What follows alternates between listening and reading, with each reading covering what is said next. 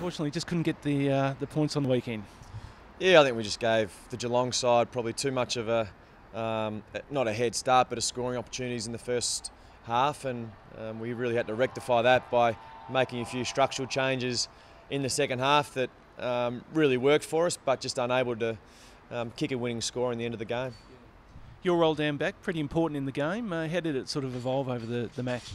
Yeah, started playing predominantly on the wing for the first half, and then we tried to stop their scoring in the second half. They had a bit of a run on before half time, so it was probably coming out of half time thinking that we may have needed to make a structural change, which was me behind the ball, and I suppose it just added stability, and we're still able to score with the seventh behind the ball, so our scoring power didn't diminish. And just unfortunately probably just didn't capitalise on the opportunities that were there in the second half, and and probably gave up too much of a score in the first half, which really hurt us.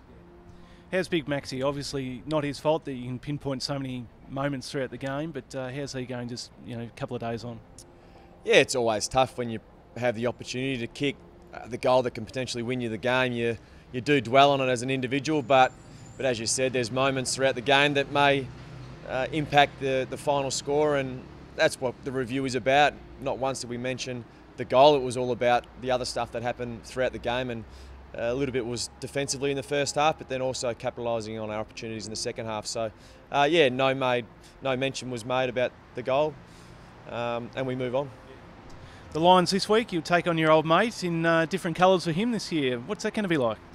Yeah, it was a bit weird last year playing against Mitch in West Coast colours, so going up to the Gabba and playing Hodgie up there in different colours, it would feel a little bit weird, but he's a great mate of mine, obviously, and we're two really competitive people, so no doubt when the game is on, we're competitive and enemies, and when the game finishes, we'll shake hands and potentially have a beer. Do you send a few texts each way this week, or just leave it pretty quiet?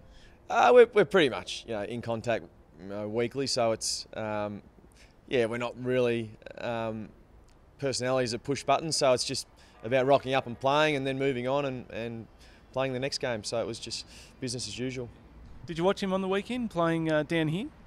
Yeah, I watched it on TV. I didn't go to the game, but certainly watched their game knowing that we were coming up against them the following week. So they'll be really happy with the way they played for probably the first three quarters, and then St Kilda just ran over top of them in the last quarter. But certainly some really good signs with some young kids coming through, and having Hodgie there to be that stability and play that leadership role is certainly going to help these young kids. So we're going up there and expecting a really big game.